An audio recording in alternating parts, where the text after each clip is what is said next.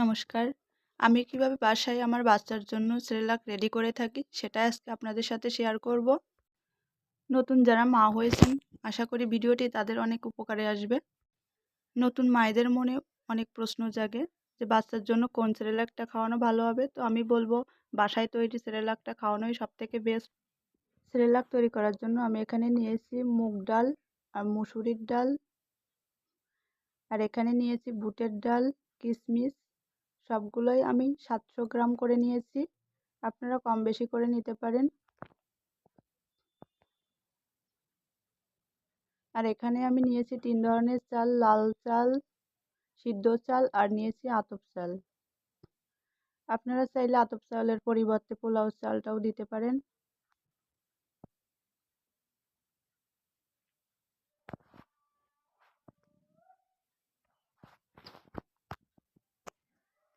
আর এখানে আমি নিয়ে নিয়েছি আটা। বাজারে যে প্যাকেটের ব্রাউন আটা পাওয়া যায় আমি ওটাই নিয়ে নিয়েছি। আমার হাতের কাছে যেহেতু গমটা ছিল না সেহেতু আমি আটাই নিয়ে নিয়েছি। আর এখানে আমি নিয়েছি কাঠবাদাম, কাজু বাদাম আর চীনা বাদাম। এখন আমি সবগুলো উপকরণ ভালোভাবে ধুয়ে রোদে শুকিয়ে নিব। আর এখানে আমি নিয়েছি সাবু। এটা ভালো মানের সাবু। জলে ভিজিয়ে রাখলে যদি অনেক সময় পরে যদি গুলে না যায় তাহলে বুঝতে হবে যে এটা ভালো মানের সাবু। আমি এখানে সাবুও 700 গ্রাম পরিমাণে নিয়েছি। আর এখানে আমি শুকনা খেজুরের পরিবর্তে এই খেজুরটাই নিয়েছি। আপনারা চাইলে শুকনা খেজুর নিয়ে ব্লেন্ডারে ব্লেন্ড করে নিতে পারেন।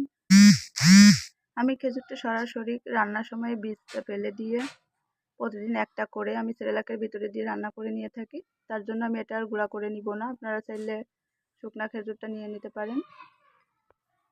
আপনারা চাইলে এখানে ভুট্টা বীজ, মিষ্টি কুমড়ার বীজ এগুলোও ব্যবহার করতে পারেন।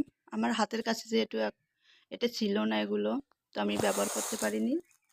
তো দেখতেই পাচ্ছেন আমি সবগুলো উপকরণে কিন্তু ভালোভাবে ধুয়ে 4-5 দিন রোদে শুকিয়ে নিয়েছি। খুব ভালোভাবে এগুলো শুকিয়ে নিয়েছি আমি।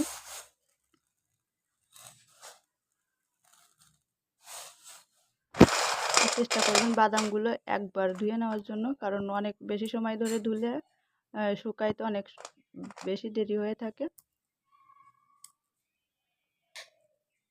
তো বাদামগুলোও দেখতে পাচ্ছেন আমি কত সুন্দর মুচমুচে করে রোদে শুকিয়ে নিয়েছি।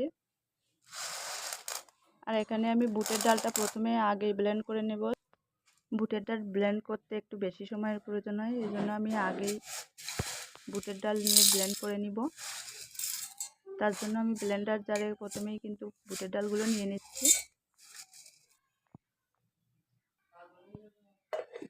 এখন এগুলো আমি ব্লেন্ড করে নিব। ব্লেন্ড করে নিয়েছি। এখন আমি এরকম একটা ছাঁকনি নিয়েছি, এটা দিয়ে একটু সেঁকে নিব।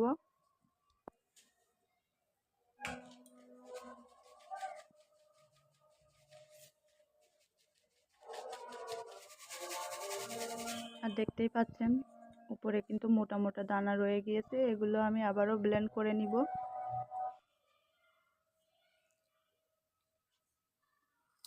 এখন মুগ ডাল আর মুসুরির ডালটাও আমি ব্লেন্ড করে নিব। একে একে সবগুলোই আমি কিন্তু ব্লেন্ড করে নিয়েছি। আর অবশিষ্ট যে দেখতেই পাচ্ছেন একটু দানা দানা রয়ে গিয়েছে, এটা আমি ওর সাথেই মিলিয়ে নিব,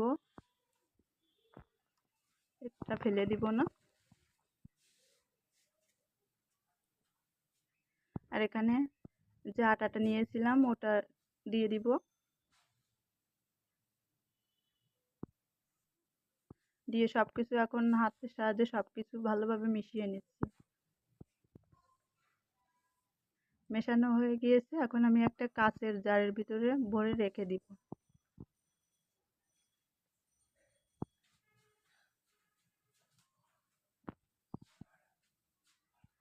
এই যে দেখতেই পাচ্ছেন আমি একটা কিন্তু মোটামুটি একটা বড় সাইজের কাচের জার নিয়ে নিয়েছি।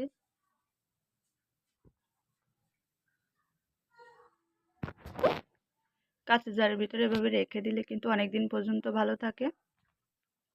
আর মাঝে মাঝেই কিন্তু একটু রোদে দিয়ে নিতে হবে, নাহলে কিন্তু ভিতরে ফাঙ্গাস পড়ে যেতে পারে। আমি এই গুঁড়াটা মাঝে মাঝেই রোদে দিয়ে থাকি। এখন এর থেকে আমি 3 চামচ পরিমাণে রান্না করে নিব। আমার বাচ্চার বয়স যেহেতু প্রায় 1 বছরের কাছাকাছি, তো আমি 3 চামচ পরিমাণে এখন আমি পর্যাপ্ত পরিমাণে জল দিয়ে এটা হালকা আঁচে 3 থেকে 4 মিনিট রান্না করে নিব। 3 থেকে 4 মিনিটের ভিতরেই কিন্তু এটা রান্না হয়ে যাবে। দেখতেই পাচ্ছেন আমি রান্না করে নিয়েছি। আমি এটা বাচ্চাকে দিনে একবারই দিয়ে থাকি, আর এটা কিন্তু পুষ্টিগুণে ভরপুর। সেরেলাক তৈরি করার পূর্বে বাচ্চাকে এক এক দিন এক একটা উপকরণ দিয়ে প্রথমে যাচাই করে দেখতে হবে যে বাচ্চার তাতে কোনো অ্যালার্জি হয় কিনা। যদি অ্যালার্জি হয় তাহলে সেটা স্কিপ করতে হবে। আমি কিন্তু আমার বাচ্চাকে এভাবে খাইয়ে প্রথমে দেখে নিয়েছি যে ওর কোনো সমস্যা আছে কিনা কোনো উপকরণে। তারপরে আমি কিন্তু এটা রেডি করে নিয়েছি। আর বাজারে তৈরি সেরেলাক কতটা স্বাস্থ্যসম্মত আমরা কিন্তু কেউই সেটা জানি না। তো আমার কাছে মনে হয় বাসায় এভাবে করে তৈরি করে খাওয়ানোটাই বাচ্চার জন্য সবথেকে ভালো। আজকের মতো এখানেই বিদায় নিচ্ছি। ভিডিওটি ভালো লাগলে লাইক, কমেন্ট, শেয়ার করতে ভুলবেন না। ধন্যবাদ।